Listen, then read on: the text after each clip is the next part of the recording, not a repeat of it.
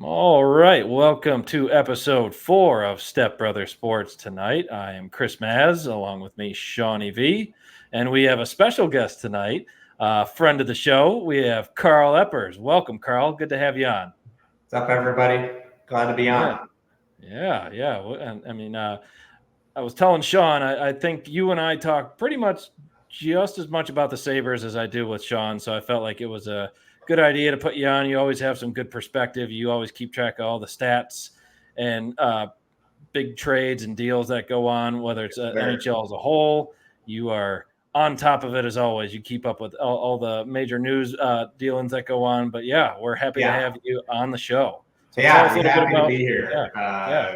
Definitely borderline obsession. It's nice to have what feels like a productive outlet in a podcast for the disgusting amount of Sabres and Bill stuff that I look up. But yeah, it's usually you're my first guy to reach out to if there's something in the news, Bills or Sabres wise for sure.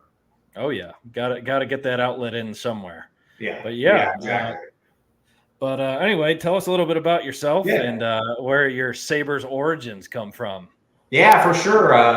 Yeah, grew up in Orchard Park, so I could hear some Bills games from my backyard. So obviously had to be a Bills fan and always loved hockey. Would go with my dad and like some of his partners and their kids. Like I still have a really close friend of mine, Chad, who I used to go to hockey games with, like when we're kindergarten. But always been like a huge fan, and I partly joke that I hit my peak in life in high school when the Sabres had their solid run, which is only half joke because those were some pretty exciting moments, just sitting around with your buddies, like Drew scores, like all heck broke loose in the Party in the early Plaza, spots. baby. Yeah, that was It's a bananas. But favorite.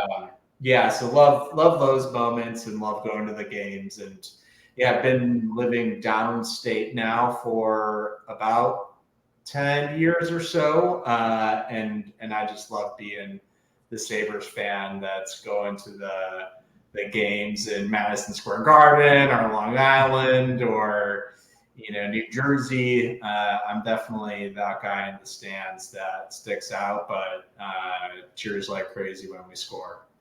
I got to ask you, Oh yeah. Carl, you get a lot of crap? Is it like being in Philly? Or Yes, I mean, unfortunately, we haven't really had the yeah. a good streak that really comes with people getting mad at me. But yeah, I've definitely gotten a couple afternoons in MSG. I mean, I've gotten chirped at uh, in New Jersey a bit, not so much Long Island. Way back when they were in Brooklyn, like they didn't really get much. But yeah, there was a couple. There's a couple moments in the Lions Den in MSG for sure. Nice. Oh yeah, I remember you sent me a picture. I think you went to a Devils game. Maybe it was last year, year before. You were like repping that old school white goat head, loud and proud. It was cool to see. Yeah, yes, sir. Yes, sir. Yeah. It's all fun stuff. But yeah, happy to be here. And I remember the first time I met Chris. He picked me up from the airport to go to a bachelor party. We never met before, Yeah. but like that hour and a half drive went by real quick. We might as well just drove right across the nation and talk about sports. So yeah. And it could have all been about Bills and Sabres. It would have just been easily. You would have never. You wouldn't even known what time of day it was. Yeah, exactly. So yeah, all fun stuff. But yeah, happy to put my obsession here into recorded format. Heck yeah. All right. But before we get too carried away, we would just want to give a shout out to a couple of our sponsors. Our first one being LargerThanLifeBlooms. When your celebration calls for something big, why not add some floral whimsy with Larger Than Life Blooms, your creators of giant paper flowers in the 716. Our crafted florals provide a unique accent for any event or retail space. Check us out on Instagram at LTL Fantasy Florals, and we could help you bloom larger than life. All right, and with that, we will get going with the rest of the show here. We got quite a bit on the agenda, but since we have Carl here, Carl, since you've been obviously been a loyal listener of the show, I know you've had quite a few good takes so far based on our conversations, but I'd like to hear a little bit more on your opinion on things that the Sabres have done, whether it's the hiring of Lindy Ruff, it was any of the trades that were made recently, anything that was done in the draft itself, the free agent signings. Love to hear your thoughts on all this. I know you said you had a lot in the chamber, so let's have you let it rip. Yeah. I held back on sending text messages so we can keep the content for this. But yeah, I mean, I think the more recently, like looking at free agency and trades, I remember texting you and somewhat facetiously, I was like, we need at least 5 players. And I was like, actually, we need 8. And I kind of meant that as a joke. But now that I'm looking at it, like we really needed about 8 players. And, looking at my notes here, we have 3 free agent forwards, 1 free agent D, 1 free agent goalie, and then two trades.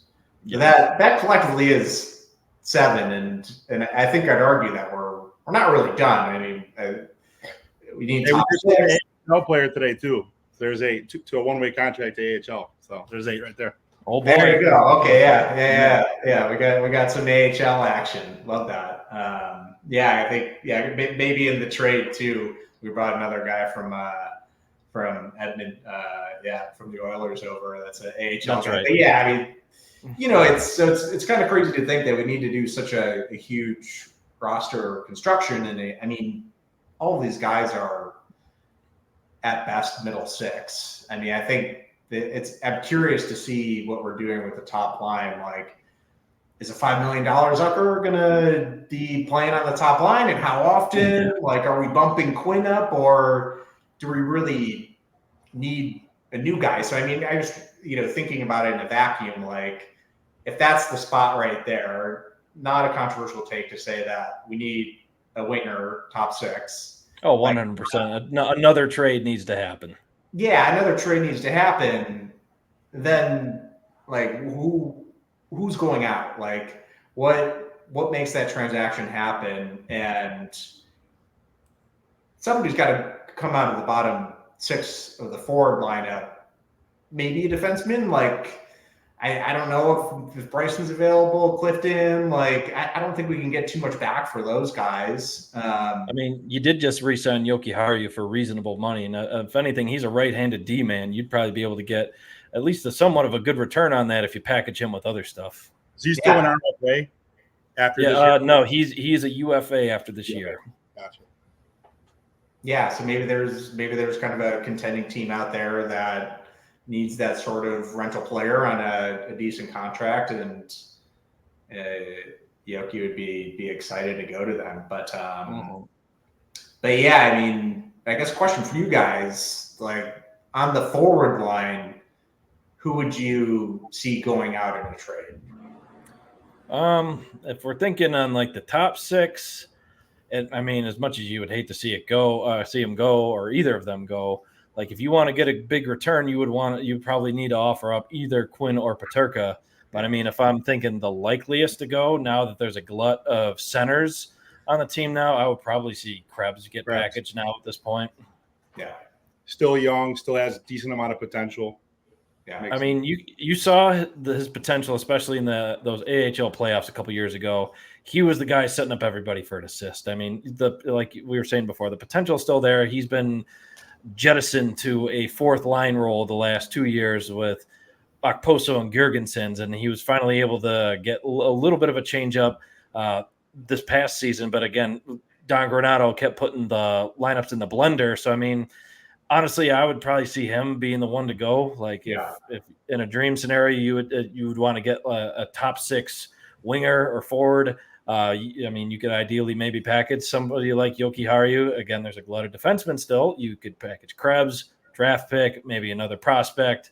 Again, you also don't want to give away too much again, but at the same time, you could likely see that some of those could be outgoing on a deal. Yeah, I agree with that. I think if Krebs is definitely the most likely player in the forward ranks to get moved, but I think he's one of maybe 2 or 3 pieces with a Yoki Haru with a prospect to go get an Ehlers or somebody of that ilk. Mm-hmm.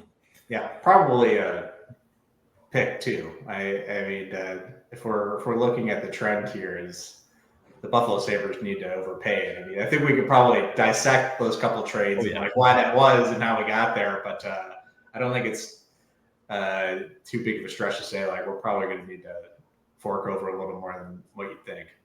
Oh, absolutely. I mean, with that being said, I mean, what was your thoughts on the Ryan McLeod trade that we got with straight up for Matt Savoy? I mean, I'll extend this out to Sean too, but Carl, go ahead and give it a stab. Yeah, no, I think first reaction was okay, like we needed that, and we have way too many prospects, and this was probably an overpay. This was an overpay. Like my initial was like, wow, I really would have liked somebody more than third, fourth line center. Then looking at the research, thinking about it more, looking at who he is, and I do remember watching some games and seeing this guy fly down the ice and being like, "That's got to be McDavid, right?" Like, what's that? Like, I thought he was on the ice, and now he's back. But no, this guy flies like crazy. He got buried in their lineup. I think the Oilers probably kind of didn't value him quite as well as he should have, and that is not to say that it's their fault. They just had too many good centers. When you got McDavid, you have Draisaitl, you have Nugent Hopkins. Who's the other one I'm missing? Sean? I think it's Henrique. Adam Henrique. You're right.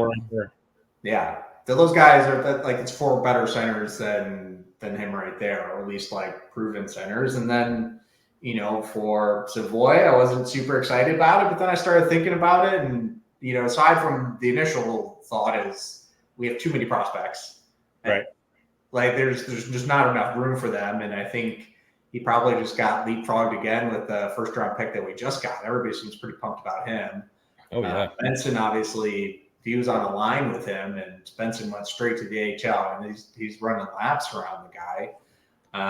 Then he's small, plays center, and frankly, he's kind of been hurt. Like I remember when we drafted him, he was hurt. He seems like he's hurt again. He didn't. Yeah, he missed a time in both development camps. He had an opportunity to go to. Yeah, exactly. And it's not fair for me to point this out because I never really watched too much AHL or remember the game he was in, but I think he played all of 2 minutes when he had the NHL stint, and he didn't really make. What was that? What was the number? It was 3. Actually, I had that up earlier. It was 3 minutes and 55 seconds. May as well have been 2 minutes with how much you actually saw him on the broadcast. But no kidding with that. I mean, and not only that, like, was he able to get like the practice time in? Sure, that was great. But I mean, heck, if Don Granato, when he was coaching, still like saw like, hey, this guy isn't ready, like, and he was gone like the next day, like, oof, yeah, maybe he did need a little bit more time to marinate. Oh, I'm sorry about that for Sean's text message. Yeah, when you're popular. Yeah, I guess so. I agree with Carl 100%. I couldn't have said it better myself. I had kind of the initial, almost like shock that it was Savoy that was moved. And I guess, and Chris and I, obviously texted each other right away, like, wow, like having Adams actually pulled the trigger on something and moved one of our top prospects. But as Carl, pointed out, as I thought more about it as the minutes and the hours went on, yeah, I mean, Matt Savoy, he was probably no higher than in 4th on the depth chart in terms of our top prospects. So you got to get something. You got to get something to get something. Third line centers with decent amount of potential that's still only 24, 25 years old, entering prime. That's going to cost you something. I mean, anybody who thought that it was going to be less than that to acquire him, you got to give something. And that's ultimately, Edmonton believes in the upside, the offensive ability of Savoy, but it's just something that we don't have. We don't have a good two-way, center that's an NHL ready player, and that's what we got now. So I like the move. And the other thing with that, I mean, I was reading that Edmonton, like, say he makes the NHL roster this year, they would most likely, because again, we were already talking about they have the glut of center strength on their team, he would likely move to wing before he went anywhere close to center. I mean, he would have to show a lot of potential at center before he even had the chance to go anywhere else. But again, he obviously has to make the team. But with again, like Sean was saying before, like Kevin Adams had to gamble on this one and spend high, and like what you are already also saying, Carl. I mean, that's going to be the Buffalo premium. You have to pay more just for the position they're in, and every GM out there, all 31 other GMs in the NHL, they know that like Kevin Adams is trying to make trades. He's trying to improve, and like for better or worse, like you're going to have to see him like have some stones and make some big trades. I mean, it might not be the best outgoing deal, like we already kind of alluded to, but I mean, you gotta, if you want to make the team better, you're going to have to make some risky moves. Yeah. You might view it as not risky though, right? Like if anything, right, yeah, it's probably the risk, but yeah, I mean, you gotta make something happen. Yeah, but one thing I kind of wanted to point out in regards to some of the pickups we got, and we could get into some of the free agents we have too. With Ryan McLeod, J Fresh Hockey posted this on July 5th, so last week, right when the McLeod Savoy trade had happened. Not to mention, we also got Tyler Tullio in return on that too. He'll be an AHL winger, probably a depth offensive player for the Amherst. Prowess with him. He might score a bit in the AHL. That'll help the team out. We should have a stacked AHL team this year. Oh yeah, yeah. But J Fresh Hockey posted out this very interesting stat: skating speed percentile for the Sabres' bottom 6 acquisitions, mix of top speed and 20+ mile an hour bursts from NHL edge. So you got the statistics from there. Ryan McLeod, 100th percentile. Nicholas Aube-Kubel, 98th percentile. Sam Lafferty, 97th percentile, and Beck Malenstein, another trade pickup we got there, 96th percentile. So you could tell already Lindy Ruff is trying to make his presence known and the influence that he wanted to see on the roster right there. Those guys are all hard hitters. They play strong defense. When they're done with their forechecking, they make a sincere effort to go back and play some defense. And then obviously with that said, they're all fast as hell. Like that's going to be a game changer. I mean, the last few years, I feel like you watch any of the other teams that some of the Sabres are up against, even in the division, you felt like the guys we were putting on the ice in the third and fourth lines, they had like cement in their skates. It's going to be a nice, welcome, refreshing change to see that speed out there, and hopefully it'll lead to some additional offense. Yeah, absolutely. It'll be nice to have some puck control and possession. You know, when those third and fourth lines are actually out there, when we don't have to have all defensive zone starts, and we can continue to wear down the opposition so that later in the games our scoring lines can go to work. You know, that's the point of having been able to roll 4 lines, and that's what Lindy's done throughout his career. So, and the other nice thing with several of these guys, I mean, McLeod, Lafferty, and I believe it was Aube-Kubel. Many of these guys will improve us in the face-off dot. We were 32nd in face-offs last year, so absolutely atrocious. So it'll be nice to hopefully see somebody besides, if we think back to just literally Cody Eakin taking a face-off and going back to ride the pine the rest of the game. Right. Be glad to not see that again too. Poor Cody Eakin. And the boys that they didn't listen to me about Matt Duchene. They couldn't pick up my boy for me. Could have had face-off. Oh, well. Apparently Dallas was a little bit more of an attractive destination for him as it was last year. We understand that. Yeah. Let's see. Looking at some of the stats on here. Bring back Jokiharju. We talked about him before. Carl, what did you think about them bringing back Jokiharju before we actually talked about him already being a trade candidate? It's fine. It makes sense. If you're looking at our defense, we got Dahlin, Power, signed long. We got Byram for another year. That guy's like legit top 4. The question marks kind of Samuelson. Is he hurt? How long is he going to be playing on the team? Like, what are we going to get out of him from a game standpoint? Then we got Clifton, this guy Gilbert. So that, I think that leaves a little extra room for us to have somebody that maybe can step into the top 4. And I think Yoki can do that. Especially in a pinch. In a pinch, yeah, exactly. In a pinch, I mean, he's a solid player, and it makes sense that we took advantage of the RFA status and signed him again. And I think it makes sense that we didn't sign him for long. We got too much kind of tied up in cap space there. It seems like we got a lot of D now. So like, Right. is that what we're doing? Like we're signing him so that we can trade him again? Like it's interesting to me to think about that sequence. Like what it sounds like an NBA trade idea. You sign and trade. Right. Yeah.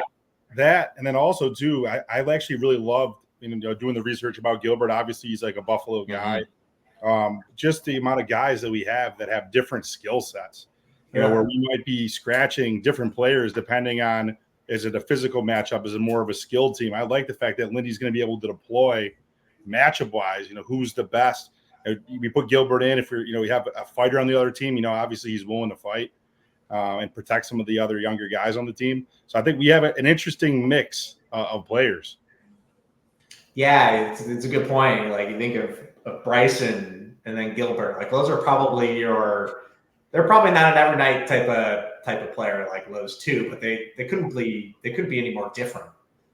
Oh yeah, a guy that can bully some people around, and another guy that's like skating around everywhere, like can move and I think we've all collectively dogged Bryson together at one point or another. But it was nice to see. I mean, he had a little resurgence last year, and I mean, listen to a few other guys who do Sabres podcast. They were saying like, hey, for that kind of money, why not keep Bryson as your 7th, 8th defenseman?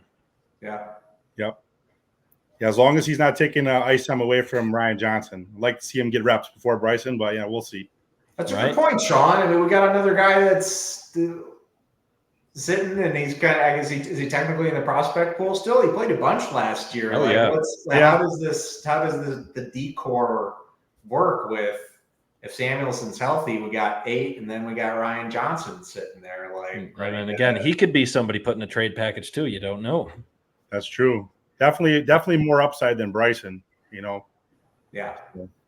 100%. We don't have many prospect D-men after that point, but yeah. They did just draft one guy, Kleber, in the 2nd round this past draft. So we did get a little bit more of a bolster there. They have that Gavin McCarthy kid from last year. He's another local kid as well, I think, from Clarence. So not like they don't have guys in the pipeline, but again, they could always use a little bit more.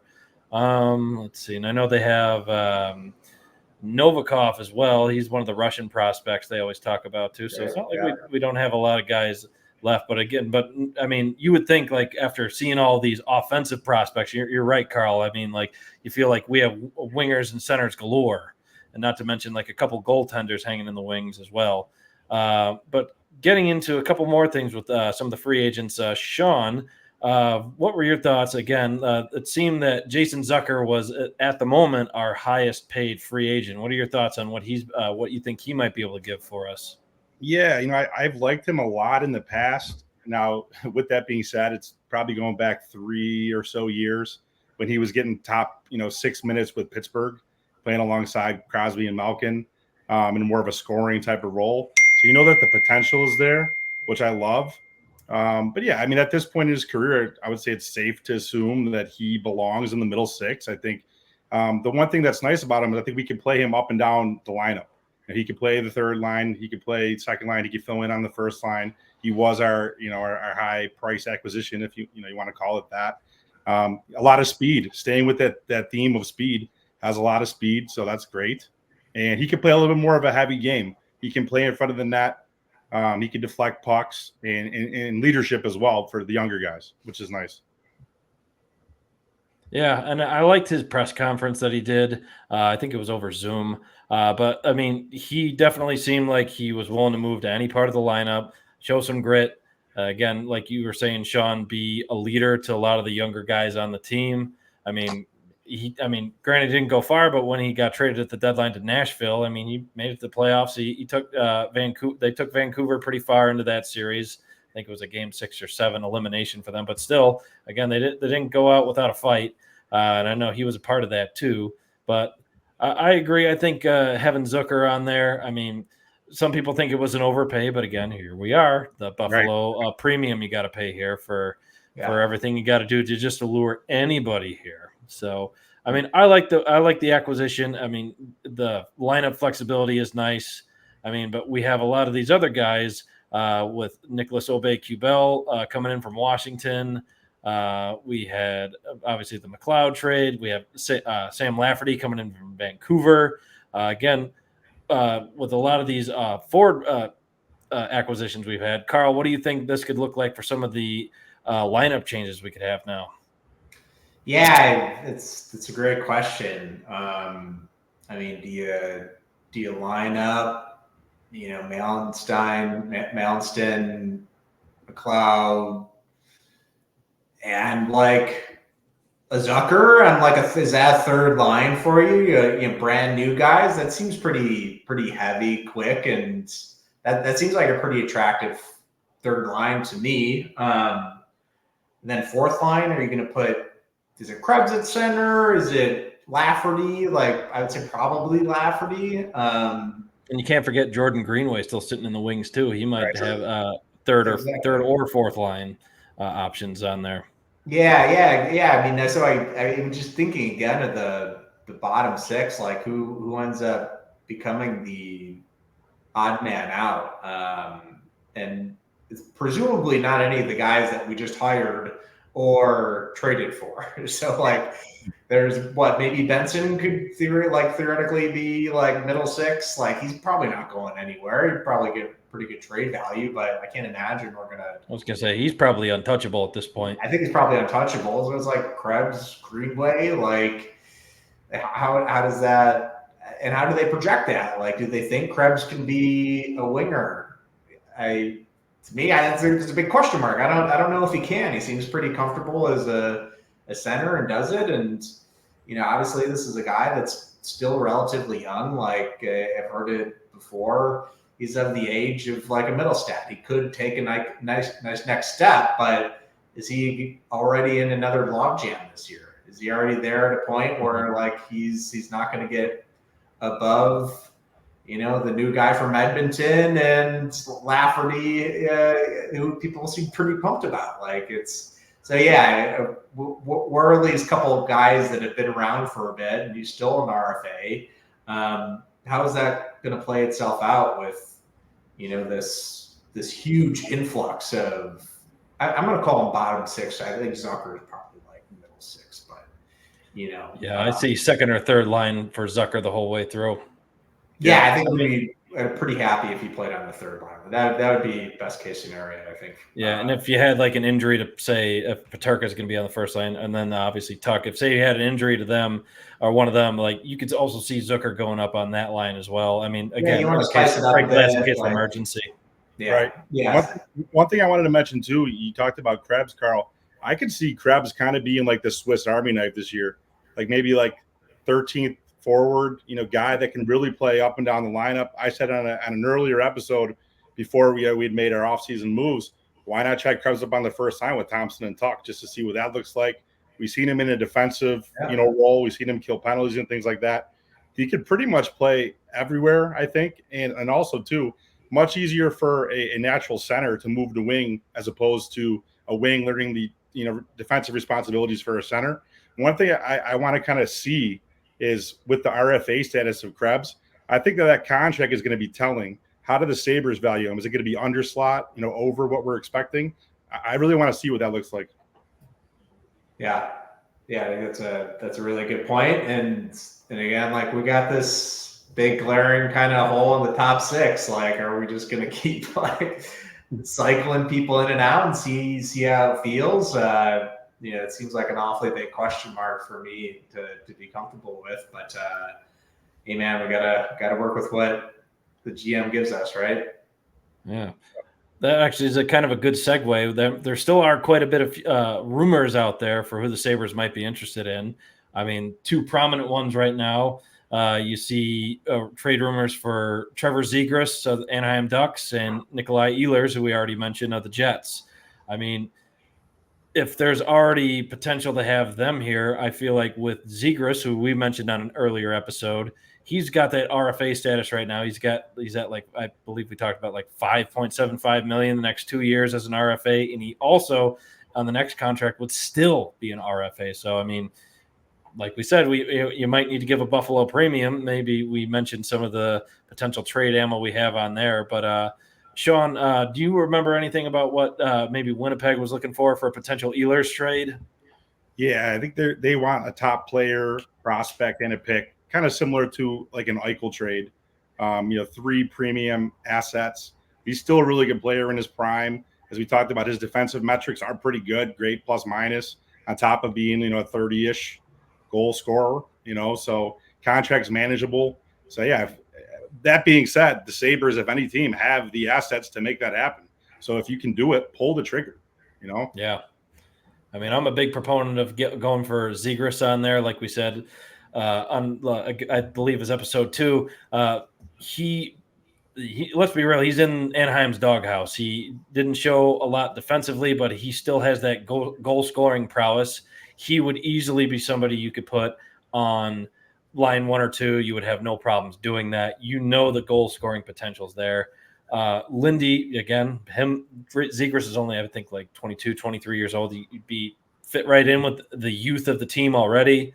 He's a relatively local guy. He's from New York.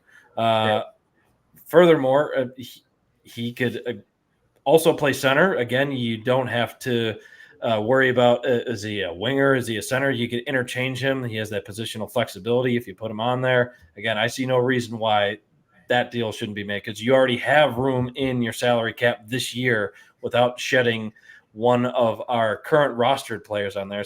Let's, like you said, you send over, say, Krebs and Yoki Haru or whatever it may be. Again, you could already fit him on there now based on what maybe even some of these pending RFAs like UPL and Beck Melanson. I know they're going to salary arbitration. I mean, I still think you would have room for him if you were aggressive and made this trade.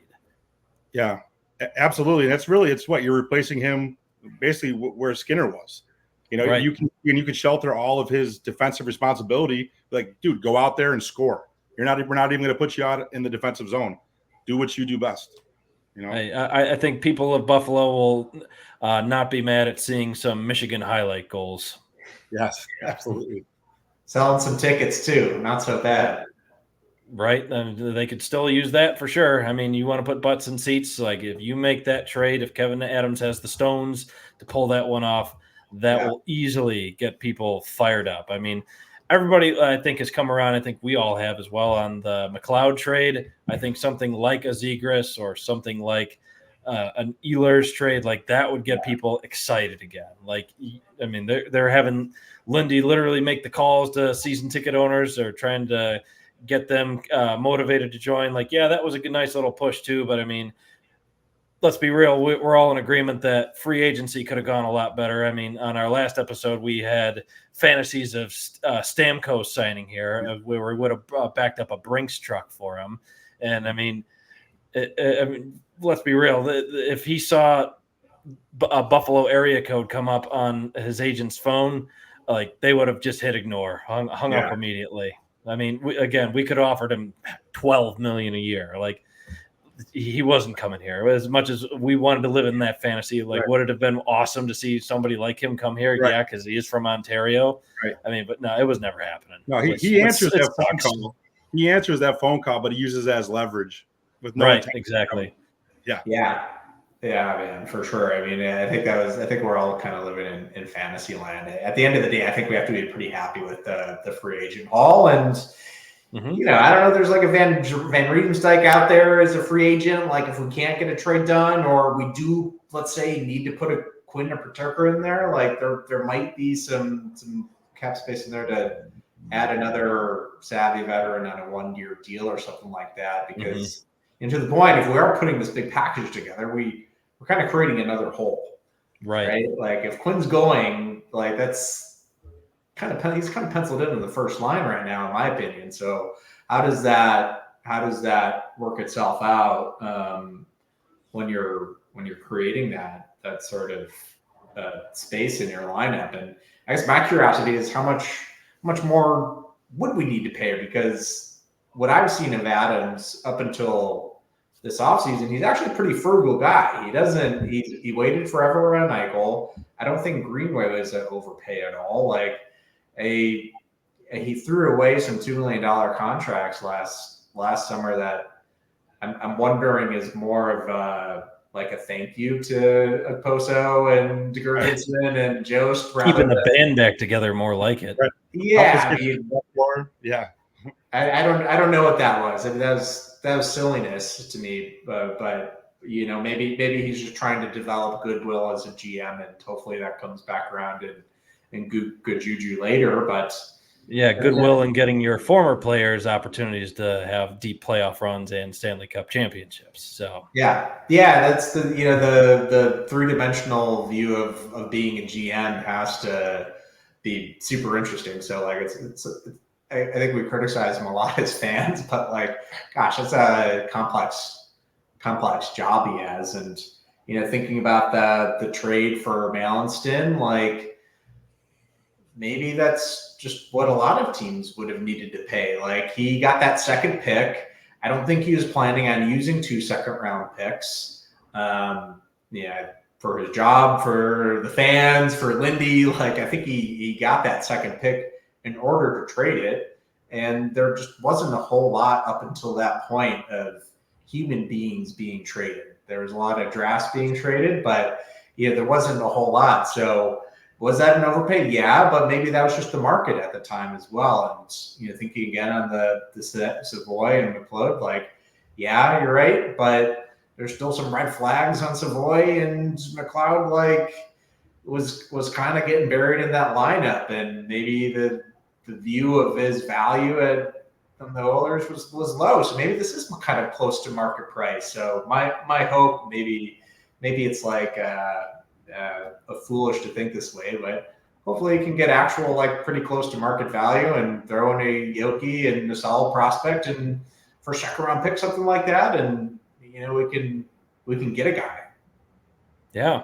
Not to mention the fact you were saying how it's been hard for Kevyn Adams, and he has to deal with all these no movement clauses. Again, players have to honestly waive their no movement clause to, and let's be real, an unattractive market for them right now.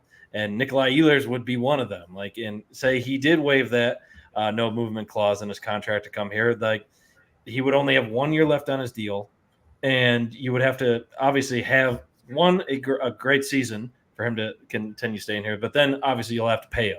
Right. So Kevyn Adams has essentially been trying to work with either 2 hands behind his back and just trying to have miracles work, or just, again, he's working with limited opportunity ahead of him just based on where the Sabres are at. And that's obviously not all his fault. Again, like, well, all kidding aside, like, as Carl was saying, he is trying to build up some goodwill and trying to help, like, say, former players, whether it be Okposo, whether it be Reinhart from a couple of years ago. Like, those guys had, like, very good outgoing conversations with Kevyn Adams, which is encouraging to see. So it's, again, not all ill will and ill intention as you see these guys going to other teams and seeing success. But again, like you said, Carl, he's in an unenviable position just because of where the Sabres are currently at. And again, not all on him from these past 4 years, but everything just snowballed up in these last 13 years. Oh, there you go. Village of the Pew action right in the background for you folks. Yeah. But BPO, let's go. Right. But again, it hasn't been easy for Kevyn Adams. And I mean, I hope it with maybe some success that'll just make it easier for people getting here moving forward. Yeah. Yeah. And, we're talking about 2 players right now, right? And there's 30 plus teams. There's like if there are 2 guys on the market, there's kind of odds that play into there. But my hope is we have money in the bank, and I don't want to end up in the situation where we were last year, where we're, especially after letting Skinner go on a buyout. Like we need to use that cash for something, and it comes in the form of a trade. Great, we got some pieces for it. If it comes in the form of whatever bargain bin, or I guess it's maybe not even a bargain, but like whatever scraps we have left in the free agency, like my sincere hope is they use it. Like especially after getting rid of Skinner, like why not leave the guy on the team and then have like a better buyout terms later? I mean, I think we can debate Skinner all day, and like whether or not it's addition by subtraction, but gosh, we got several $1 million left after signing a couple more guys, and even a little bonus from that next year. It doesn't really hurt us until year 3 of the buyout. Right. Yeah. I feel like it feels like we're one solid piece away. So like if we could bring in one guy, make that trade for a Zegras, win the top 6, I feel like we have a pretty complete team. That we could all feel good about as fans, as a fan base. We probably have the most complete team that we've had in the last, definitely even before the Kevin Adams era. So make it happen. We have the cap space. Just do it. Yeah, I think we're all in agreement there. With the last kind of thing to kind of bring us to a close, we talked a lot about the draft. I know Sean got to spend some time in beautiful Las Vegas for that awesome event at the Sphere. But with that, Konsta Helenius, our first-round pick, signed his entry-level deal, meaning that 3 years, that clock is ticking already, first of those 3 years. Sean, what are your thoughts on him signing that deal and what kind of implications it might have for either the Buffalo Sabres or our friends down in Rochester, the Emmericks? I mean, I think, first of all, it's a testament to him as a player being, physically mature for his age and, putting on a show, for the most part at prospects camp and showing that he's ready to play in North America, the culture shock that he's going to experience. Granted, he came to Buffalo for the combine, so he has a little bit of experience here, knowing the facilities and whatnot, and, being close to Rochester and getting to know the area a bit. But it just shows that I think he's ready to go. He has the skill set. He has the physicality in terms of his body. He's going to continue to get stronger, to come to Rochester right away. And, we kind of predicted it, on the previous episode that could be in the cards for him. And I think what it's going to really do, depending on, what shakes out in training camp at the Sabres training camp, we're going to have a 3-headed monster up the middle of the ice with Kulik and Oslin if he's here. We're going to see what's happening. It's going to be a competition, and you have a ton of skill for Rochester. I would put my money, if you could bet on the AHL right now, I would put the Sabres to win the Calder Cup. The Amherst, you mean? Yeah. The Amherst, rather. Yeah, the Amherst. Yeah. I think they're going to make a deep run with, and granted, injuries do happen, and, you might have to call guys up to the Sabres. But not to mention adjusting to their new coach down there, too. Yeah, that's another thing. In the early signs from the players that spoke about him said that he's been, a really good teacher and a great communicator so far. So, yeah, I think Rochester is going to be a wagon this year. For sure. Yeah. And, like, we needed to get him to the U.S., I think, right? Like, I think that's part of the risk of drafting some of these European players is like, what does that mean for whatever particular league that they're in, and how do we just get them over the ocean and start playing in the U.S.? So, yeah, I think that's just a no-brainer. We got this guy. He looks great. Again, I think he jumped Savoy. He probably jumped a few other people. Like, from the sounds of it, pretty incredible. We got this guy. Not only that, he's a different center than what we really had. Like, this guy's maybe not a monster, but he's 5'11", 190 something, and pretty young dude. Like, that's a pretty big guy. Like, that's a heavy person, and it sounds like he's tenacious as well, and has been playing against grown men on a different rink over there, and coming over here, definitely kind of exciting to see what other element, albeit still a center, he can bring to the table for the team. And yeah, I think the name of the game there was just get him over to the U.S. Could not agree more with that. I mean, I think I've heard several outlets already say, like, there's a lot of ways he could get here. He has like a clause in his current contract in Liga where he can break that and come to the U.S. So that should, in theory, be easy to pull off. But I mean, again, as we saw in development camp, those highlights, he schooled that goaltender that we had as one of our prospects. Unfortunately, I don't remember his name, but I do feel bad that he was the victim of Helenius on that goal. It was a nice little drag and shot that he had on him there. But again, here's hoping that he can make his way over to the States and be able to show up for training camp, motivated and hopefully ready to win a spot. Absolutely. It kind of reminds me a bit of Benson. Granted, Benson's obviously the wing, and then again, I think this is what the underlying point is. When you're going to come and be defensive, responsible defensively, that's what they want to see. The offense is going to come. We're going to probably see a pretty big jump point-wise from Benson this year, being in his second year. So having that part of your game, intact coming over, you're getting a big leg up because a lot of the players just don't have it. Absolutely. Yeah, with that being said, gentlemen, do you guys have any closing thoughts before we wrap up for the evening? Thanks for having me. Oh, you're welcome anytime, Carl. Thanks for joining, Carl. I'll give a shout out to my UVA brethren. I know some folks down in Richmond would be happy to see that hat on you, Sean. No, they would. Yeah. All right. Until next time, this is Step Brother Sports, and we will see you soon.